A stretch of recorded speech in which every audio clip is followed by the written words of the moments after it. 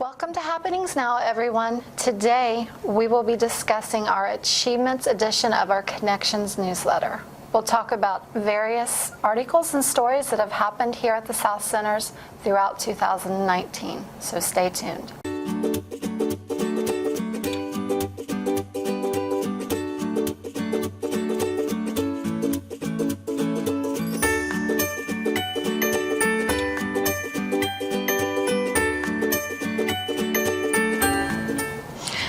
Everyone, I'm your host, Jennifer Dunn, for Happenings Now, and this is my co-host, Bradford Sherman. Hello. How are you today, Bradford? I'm doing great. Always glad to be here with you on Happenings Now. And we're around January, which is one of my favorite times of the year because it means it's time for our Achievements edition of the newsletter.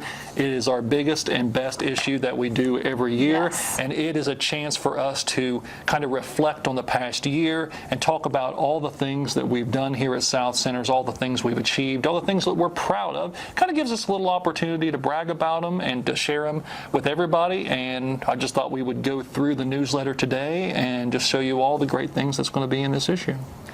And obviously, he is super excited because I am going to brag on him a little bit. He is also the editor of our Connections newsletter. Yes. So there's a lot of articles in here that Bradford has spent a lot of time doing. A lot of time. So where are we starting? Well, I guess we can just start on the cover. And spoiler alert, it says, "Don't hurry into hemp," and that's what the article is about. Hemp is a very hot topic right now in the world of agriculture, and justifiably so because it was just legalized in Ohio. Governor Mike DeWine signed a bill in December legalizing the crop, and it's now going to be a new industry here in Ohio, and there's a lot of farmers who are interested in it. They see an opportunity to maybe get in on the ground floor of this, maybe make some money. But we have done research here at the Ohio State University South Centers that kind of makes us want to suggest you pump the brakes a little bit on this. I have read some of those findings. From what I understand, up to 15,000. The average is 10,000 to 15,000 on just an acre of hemp. Yeah, it's really expensive to plant. You have to have specialized equipment, drying facilities. It's extremely expensive, and not only that, but it's hard to do too because what's the term, hand and stoop labor, as much as doing tobacco, tomatoes, hops. So a lot of labor you have involved. a lot of back labor in this. Yeah. And from what I understand, and just what little bit I have read, you have to have your THC limits at a certain level or your crop is no good. Right. To begin with. Yeah, it's extremely risky. Hemp is extremely risky in that if you plant hemp and it is over a certain percentage, and that's a very small percentage, it is 0.3% THC levels. If you are above that, then they're going to confiscate your crop and you are not going to be able to sell it. And whenever you're talking about something as expensive to have as hemp, you definitely don't want your even a small percentage of your crop. You don't want that confiscated and then not able to sell it. So it's expensive, it's hard, and it's risky. And we're just trying to advise farmers that maybe they need to hold off on this a little bit. Make sure that you have contracts in hand where you would be able to sell it. Because right now we're also looking at a situation in which there's a lot of hemp out there and no way to sell it. So the price is going down. So the market value of it is going down too. So, this article it was written by myself and Brad Bergerford, who is an extension specialist here at Ohio State University South Centers. He also works in Scioto County as the extension educator there. And he and Dr. Rafiq Islam worked together on a task force, a hemp task force, that was comprised of, I think, around 25 extension educators from around the state. And part of that was planning trials here at South Centers. And we learned a lot from them, and you can find out some of those learnings here in this article. But just to sum it up, one of the more interesting things has to do with the moisture level of these plants. And I was speaking with Tom Harker, and he's the man, he's a research associate, and he ran the tests on all these. And he found an interesting correlation between the amount of moisture and the THC levels and the CBD levels. So if you are going to be trying to get the best price out of your hemp, you need to ensure that you have as high a CBD levels as possible, but yet keep your THC levels below that 0.3 threshold. But the problem is that as you do things like drying it to get the CBD levels up, your THC levels also go up. So it's really risky to try that balancing act of trying to get as much CBD as possible, but still maintain the legality of the THC levels. So this was the first time that hemp was actually introduced into the Southern Ohio market? Well, it's the first time that hemp has been allowed to be grown legally, I think, so since before World War II.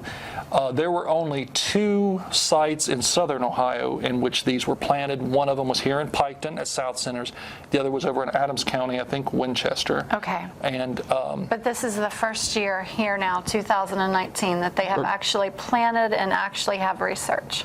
Yeah, 2019 was, yes, the first year that they had researched that. And we got a really late start on it because the bill that was signed, or I'm sorry, not the bill that was signed into law, but they approved the research really late in the year, which kind of stunted the growth of the plants here at South Centers.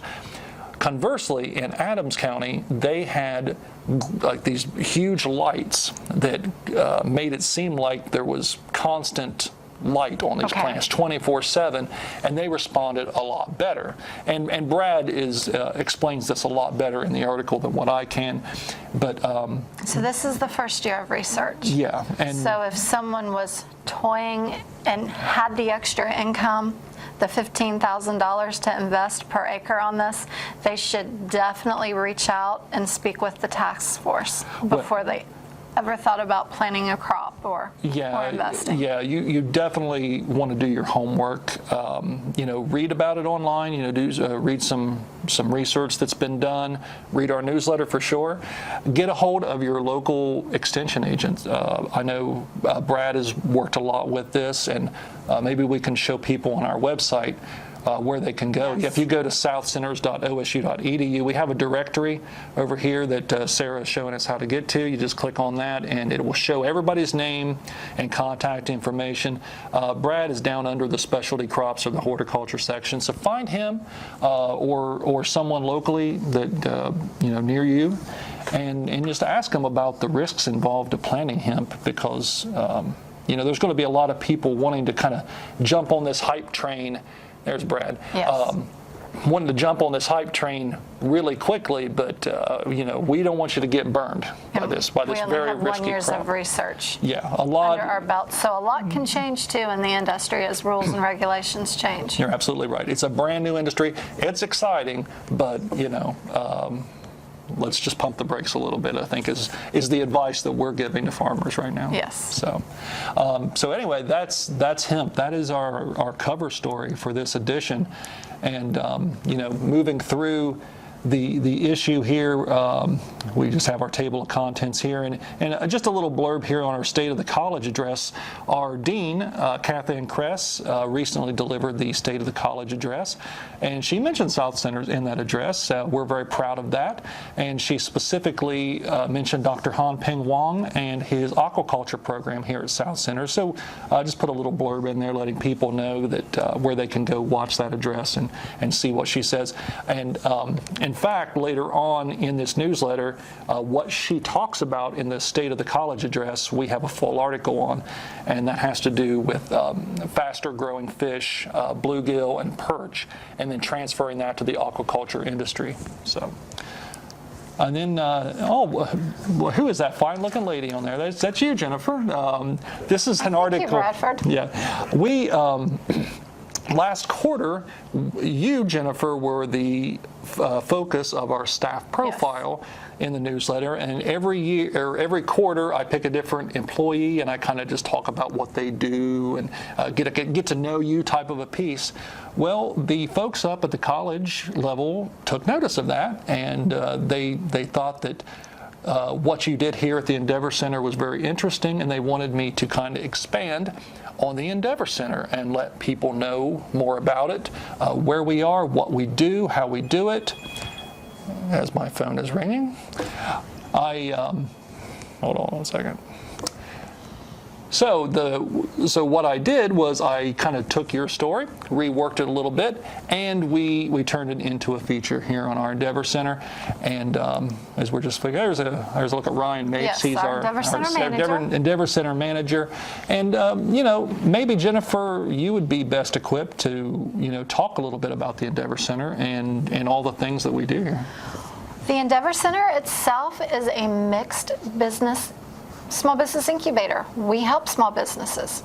If you have a business idea, we are also teamed with the Small Business Development Center, and we will get you counselor. We will get you kind of in contact with the correct people, whomever you need to see, whether you have this say. We have had a multiple variety of businesses in here. So let's say that you have a candle making company and you would like to make candles, but you don't really know where to start out, who to call, what your financing options are. That is what one of our business counselors are for. And then if you get to the point that you are at a small business, you've started at your house and you have profit and you want to take your business to the next level, but you don't have enough profit there to handle the copiers, the high-speed internet connections, the fax machines, the laser printers, somebody to help you with a website, someone to help you with marketing. You can come sit down and you can actually speak with Ryan or one of our other counselors, and they will help you with the next steps. Maybe one of them is to obtain a business here, an office space in the Endeavor Center, and they will help you with your business plan, kind of fine-tune it, help you get in front of our council, who will actually decide if your business is ready to go to the next level, and you will be able to make money on your own within the next, say, 36 months, 2 years, whatever that time frame is. So, and also if you're a business who needs a training location, that's what our conference rooms are for. We have a computer lab with 16 computer stations in it, a training room that will hold 65 people, one that will hold 20. Then we also have a boardroom set up for, say, 13, if you have a need for that, or someplace to hold an off-site meeting. Yeah, I was showing the picture there of one of our local businesses holding a meeting there. And you know what really is exciting to me about the Endeavor Center is it seems like it's always buzzing. It's a place for people, I think the way I worded it was business-minded people to kind of come together and talk shop, hold their trainings and all the things that you alluded to. And yes, and actually, people drive by, see the building. Someday the parking lot's clear full, someday the parking lot's empty. But within the last 5 years, the Endeavor Center and the SBDC, which partners a lot, we partner together. We have created more than 600 high-skill, high-wage jobs, and we have added more than 7 million to the direct economy and activity to the local community. So that's a lot for a business here. Absolutely. And part of my job here at South Center is a lot of times I end up answering the phones, and most of the phone calls I get, I would say at least around 50% are just people calling because, I'm thinking about maybe starting a business, like you said, they have no idea where to go. They just know what they want to try to do. And we encourage that, call us and talk to somebody, and they will kind of walk you through the next steps. I guess the point I'm trying to make is that, if you're out there and you're thinking about starting a business, don't hesitate to call, because we get plenty of people who have no idea what they're doing, but they are just looking for some kind of guidance to get started. Absolutely, make that call. And we most recently had a graduate this summer that was able to buy retail space and manufacturing space along US 23 in Piketon, which, as sad as it is, and it's a happy note but a sad note for us, it left us with empty space. So starting here, hopefully by the end of the month, we will have a brand new business as a partner. Yes, and I think it's been publicized, the business that's coming in. It's a gym. It is. You can find them. It's TK Fitness. You can find them on Facebook if you have any questions about pricing, what types of classes they offer and things, and when they'll be open. So that is exciting for us and exciting for the partners who were able to graduate. Right, and I know that employees here are excited about it too, because Yes. like, wow, maybe I can right after work go out and then have a quick workout, or do so before work. Before work or lunch. Yeah, so super convenient for us too. I know I don't look like I work out a lot, but Because the gym itself will be open 24/7. yes, it is one of those are gaining a lot of popularity. Yes. Those are popping up everywhere. People's lives are so busy these days that you need to have things fit around that busy schedule, and these types of things do it perfectly. So moving on in our newsletter. Well, here's a little pat on the back for our folks across the room there, our production staff. They were recently presented with an award for one of the videos that they did. And this was Christine Gelly. She is the host of Forage Focus here on our YouTube channel, and does a phenomenal job, very committed to the show. And I guess she received this award, but she wanted to make sure that our production staff of Patrick, Sarah, and Dwayne were also recognized. And we just put a little bit of blurb in there, letting people know that they received this award. We're very proud of her show and very proud of the job Yes. that they do here. We also have a business awards and a training session coming up. This is something that just is kind of early in its infancy as far as the planning stage. But that's going to be something coming up, so we're just inviting people to save the date on that. And then we had a new employee start recently, Anna Adams. She lives with me and Sarah there in the front office. We, three of us kind of work up there as a three-headed monster to support all of the programs that we have here at South Center. So she recently joined us, and we're glad to have her aboard. Moving on to our soil, water, and bioenergy program, we have a few stories in here. Dr. Rafiq Islam and Dr. Mohammed Rahman wrote a couple of articles here. One of them was concerning a recent visitor we had from Burkina Faso, Emmanuel.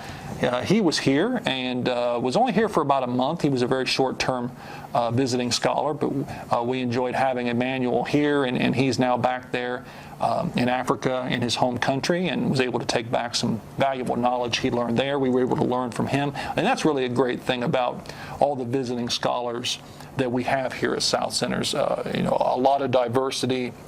We get to be culturally enriched by learning about their cultures, and then in turn they learn about our cultures as well. It is an excellent opportunity to exchange not only knowledge but culturally as well. So we really enjoy having all the guests that we have here. I think right now we have some from Egypt and India. I'm trying to think of China. So yeah, all over the globe we have visitors. And speaking of all over the globe, Dr. Rafiq Islam is a man who's a globetrotter. He goes all over the place, and he was recently in Kazakhstan, and he was there giving a couple talks at the, I can't read it, the Ag Tech Summit. I can't read it. My eyes aren't as bad as I thought. Ag Tech Summit was what Rafiq was speaking at. He gave a couple talks there about climate smart agriculture. So we have a little piece in there. And then there's Rafiq's face really big and bold right there on that page. This was a feature I did on the commercialization of a soil test kit. And everybody who I've had look at the newsletter, because I have lots of eyes get on it just to kind of look for mistakes or things like that. They told me this was one of the more interesting stories, and I think it is too.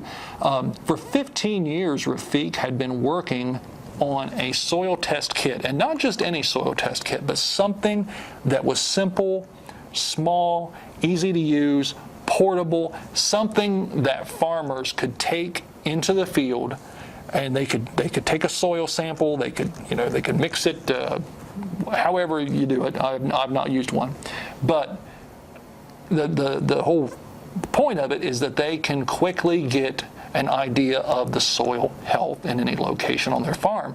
And it only takes about 15 minutes, which is just remarkable. And it's a game changer for farmers to be able to be equipped with that knowledge that quickly and that easily. Now, where can they obtain those soil kits? Because I know myself, when I answer the phones come springtime, yes, there are lots of calls about soil test kits and where they can get one, prices and whatnot. Right, and on this article, I do tell what website you need to go to. I think it's called Soil One. That's right. Soil1.com. Soil1.com. So they have a couple options. They have the regular test kit, and then they have the Pro one. The Pro one, I don't know if you would need that much. It depends on the size of your farm. But I think you're looking about $45 for the basic kit, $95 for the Pro kit. And the professional kit has approximately 45 tests in it. Mm-hmm. The basic kit has 15 tests in it. Yeah. So, and you can see that on the picture we have on the screen there, Rafik is holding up some of the samples, and it's just as easy as looking at the color that the result changes to, and then the kit has a little chart on there. So it's just a matter of matching up colors. We can also all certainly do that. So it's very easy to understand, very easy to get your results. So basically this story kind of highlighted the way he was able to commercialize this. He got a patent for it, and now it's being sold through Soil One, but it was developed by our own Dr. Rafik Islam here at South Centers. So obviously, very good work he's been doing here. So moving along, time for a cup of coffee with Dr. Dan. This is the latest in our staff profile series, in which you were featured last quarter. Yes. This quarter we spoke to Dr. Dan Rimley, and I'm sure anybody who frequents our YouTube channel on a regular basis, he's no stranger to them. He's very prolific in the amount of health-related videos that he produces here on our channel. So I decided to sit down with Dan and just kind of have a chat about, who he is, what he does, and, learn some interesting things about him. And it kind of revolved around a cup of coffee and his New Year's resolution to, try to use that glass cup instead of that styrofoam cup. And that kind of led us into talking about internal motivations and things of that sort, which is a very important part of his programming and helping people realize why they need to live healthier lives or lead healthier lives. So we had a chance to talk with him about that. And we also talked about his Voices for Food program, along with his Dining for Diabetes and Health Maps. Those are the three main programs that he's responsible for that we talked about. And there's a little bit more about Voices for Food in here. We're looking to expand that program into counties, and particular rural counties. Ones around here, around Pike County, where we're located, would be excellent candidates for that. So And if people don't know what Voices for Food is, it is a program that is developed by the Extension team to provide tools and resources to help promote healthy food access and food security here. Yeah, in the areas. Yeah, it'll help you develop what they call a food council, and then this food council can kind of look at the things in your community. For example, your food pantries. They may go into the food pantry and say, well, if you would shift to more of a choice method of delivering the food to people, that would be better, because that way people, it's a little more dignified for the people, one, but then two, it gives them a choice. Maybe they have a medical condition in which they have to watch their sugar because they have diabetes, or maybe they have a food allergy. That allows them to kind of pick out their own food that fits their own needs, and you don't end up with a whole lot of wasted food that way. It's just much more efficient. Food councils do that kind of thing, and that's kind of what Voices for Food's all about. And he's calling on more people to try to get involved. Dan wants people to get in touch with him and find out more about it and see about maybe bringing it to your county. And we're talking about, extension personnel, kind of who this is aimed at. So hopefully they... But if someone had questions that already coordinated a food bank or a food market, they could find Dan's contact information in this Connections newsletter, and Yes. also on our South Center's website. Right, exactly. In the newsletter and on our website where Sarah had showed you earlier to find Brad's info concerning the hemp, you can find Dr. Dan and all of us on here. Yes. So moving right along on our newsletter, Dr. Gary Gow leads our small fruits program. And this is a story, as you can see, a lot of smiling faces there in our fruit program. Had a lot of stuff going on last year. I see Lulu up there, one of our visiting scholars from China. I see Ryan Slaughter there next to a very healthy looking plant that they were growing. Ricardo from Brazil is on there. So it was a really fruitful year. I guess pun intended. Yes, we meant to do that. You can read all about all the things that Gary has accomplished in his program. And then we move on to aquaculture. Dr. Han Peng Wong doing some wonderful stuff, and this is referring back to what we talked about with Kathleen Kress as her State of the College address. She spoke specifically about this, about faster growing bluegill and perch. And bluegill, I have had to edit for Han Peng quite a bit, so I've learned a lot through doing that, and I can tell you that male bluegill grow faster and larger than female bluegill, so it is preferred to have as many male in your stock as possible, whereas on the flip side with perch, it's the females that are bigger and grow faster, and they're more preferred. Well, he has found a way to ensure that you pretty much have all females of your perch or all males of your bluegill.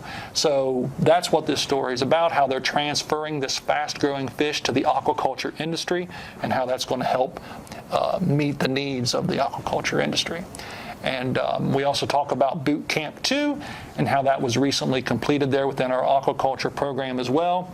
And we're running out of time, so I'm just going to quickly go through the rest. He talks about his book that he recently published, as well as some scholarly articles. We have some stories also about our co-ops and our direct marketing programs. Our co-ops program, led by Hannah Scott, and this story was written by Joy Bauman, who is her program specialist. This is a 3-year student cooperative project in which the students are running their own cooperative, kind of a little farm there, so a good learning experience for them. And also Christy Welch, who leads our direct marketing, another name that should be familiar to you if you watch our YouTube channel. She had a couple of events this year that she was very proud of, including the sustainability training, and you can see those folks on the screen who were speakers at that. So you can read all about that as well. And Jennifer, that is basically our newsletter, and I think we went through it there pretty well, but we can only tell you so much within the time that we're allotted. We really would welcome you to go to our website and check it out for yourself. Absolutely. You can, now I will tell you that it's not quite up there yet. It will be within the next day or so, but hopefully by the time you're watching this video, it will be online. And Sarah right now is going through the process of how you find it. So right there is our Connections newsletter. This is an HTML form for all the stories, but we also have a PDF archive. So if you wanted to print out your own very attractive, if I may say so myself since I laid it out, copy of this thing, you can certainly find that in our PDF archive, as you can see right there. We're going to have that Achievements edition up there real soon. Extremely excited about it from all the things that we accomplished in 2019. Super excited. We want to share them with you. So. And all the things we do here at the South Centers. Yeah, so thanks. Until next time, thank you, Bradford. Appreciate you having me on as always. You are more than welcome, and we'll see you next time on Happenings Now.